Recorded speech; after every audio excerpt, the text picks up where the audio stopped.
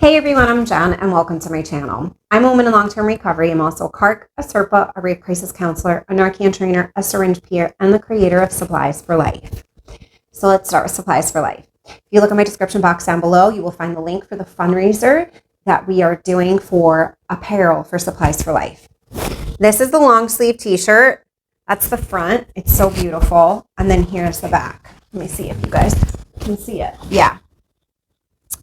This amazing design was created by one of your fellow subscribers as a gift for Supplies for Life because we didn't have a logo, and now we do, and it's stunning.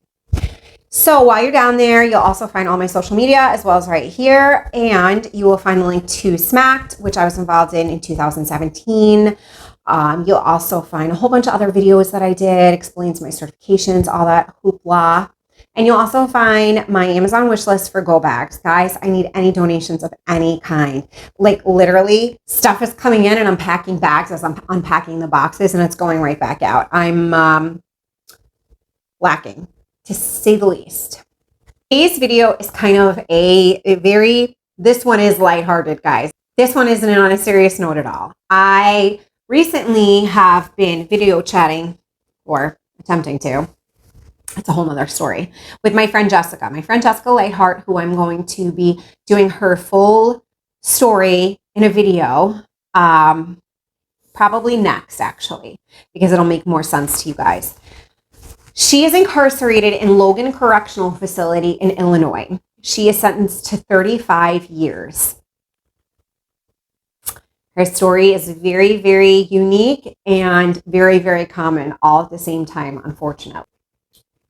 Her and I became friends through a mutual friend, and we've been talking on the phone and just, whatever, developing a stronger friendship. And I finally said, hey, can we video chat? Because this is silly. Can we video chat?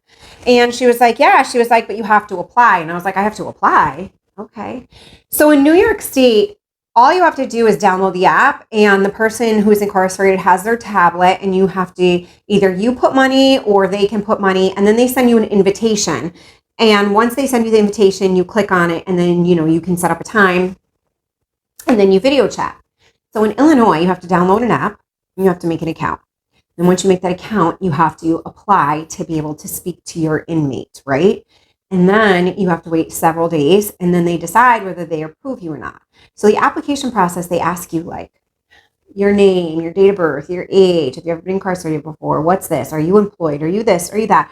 It's kind of an invasive application. I was just taken back very much so by it. So then after that, I waited my few days, and we were really worried that I was not going to get approved because I am a convicted felon. They even asked me if I had any association with a jail or prison in my local community. And I did, and that potentially might have been what saved me. Because if you're denied, you then have to write the warden and ask the warden permission. And who wants to do that, right? That's weird.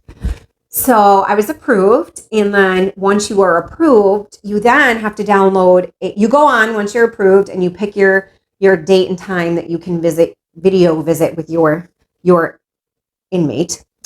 And then from there, you pay $3.75 for a 10-minute video. They give you very specific times. And then the whole process from there, you have to download. And thank God Jessica's friend was able to text me and walk me through this, because you have to download 2 more apps, which are completely separate entities from the first app. Complete chaos. I don't even understand why they have it like that. Then you have to, every time you're going to video chat. Now, mind you, it's not okay, you're going to set up steady video chats, or they can see you've previously logged in and you've done this before. Every time you video chat, you have to get there 10 minutes before the video chat starts. So you have to be sitting and waiting. An officer will then come on the screen. Okay, that really took me off guard. And I was like, oh, hi, sir. I did not know that I can only video chat with headphones, so no one else could hear. No one else could be in the room. No one else could speak. I have to show my driver's license at every time to verify that it's me. Mind you, my driver's license looks nothing like me. It was back from when I had first come home from shock, and I have zero hair. So then you show your state ID, he verifies it, and then you have to wait 5 like 5 more minutes, right? Because they don't start, like if your video is at, the appointment is at 10 o'clock, 9:59, they're like, you have to wait a minute. And I'm like, okay, cool. Then after you wait, last video chat was a disaster. We waited and waited and waited, and the officer's picture got frozen. So then when they switched it over to Jessica, she could see and hear me, but I couldn't, nothing. You're not allowed to curse. If you curse, your video chat gets ended. Any nudity, profanity, like nudity, I can understand. Like nobody wants to see anybody's stuff hanging out.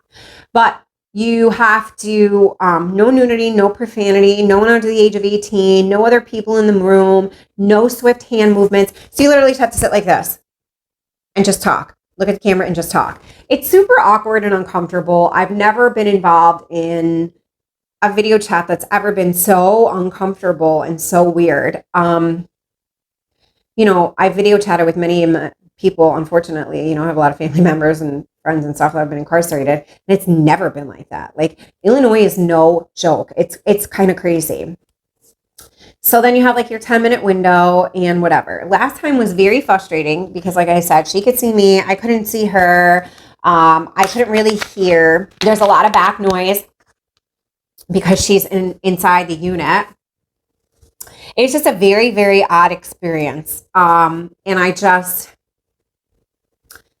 it made me be grateful that my incarceration was in the state that it's in. She's shared a lot of crazy stories with me from there. None that I'm willing to give up yet until we do her story. I don't want her to have any, slack, any pushback on it. And yeah, it's just very, very awkward, very, very different. And I absolutely was very taken back with how intrusive and barbaric the video chatting system was there. I understand that potentially they need to do a strong interview process to see who can be approved for it and who can't.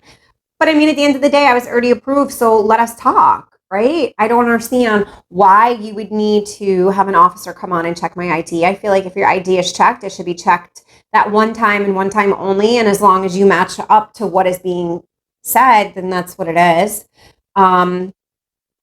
One thing I was very happy about this last time is because the video froze. I didn't have to go through like a rigmarole to try and get my money back and reschedule. When I logged on the next time, they said this call is free of charge. So I'm hopeful for that. Eventually, I would like to try and maybe record us speaking, but I'm not sure what the rules and regulations are. And, we wouldn't want to violate and get that taken away. But Jessica's story is going to really resonate with some of you and stir up a lot of emotions. Domestic violence incarcerations are always very heartfelt and hard to hear and understand.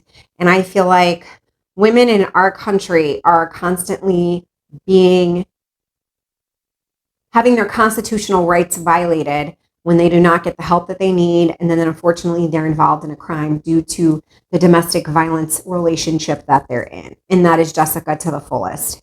And I just thought you guys would all find it super interesting what it's like to, be in a video chat in a different state. So as you all know, I'm from New York. Our video chats are way different. There's no, I don't know, that one was just, I felt like I was still incarcerated. I was like, oh, good morning, sir. I didn't expect to see a corrections officer. And I feel like it was very intrusive and just strange, super duper strict. You can't make a lot of hand movements and move around. You need to stay in one spot.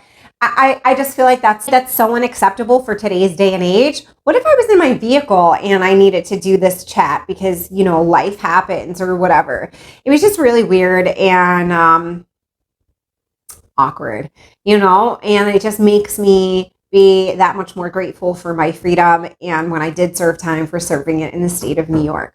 Her and I have discussed what's on their commissary and whatnot, and it's disgusting. It's sad. Their prices are ridiculous. They only shop once a month. They're not allowed to receive packages like hygiene packages, anything. The only thing I can send her is sports bras and some books and magazines. And that's sad. Like, people need to eat. Just because they're incarcerated individuals does not mean that they are less than. We have this conversation all the time. And human beings are human beings, whether they're in the free world or in the incarcerated world. And if we want people to come home and do better, then we need to show them better while they're incarcerated. We need to show them they are worth more and that there is a better life. And that's not doing it at all, unfortunately. I hope you guys felt like this was a lighthearted one, because I feel like I stick my foot in my mouth every time I say that, because y'all are like, bro, that was not lighthearted. But I think this one was. I hope you guys all have had an amazing weekend. And remember, we recover loudly, so those behind us do not suffer in silence. Bye, guys.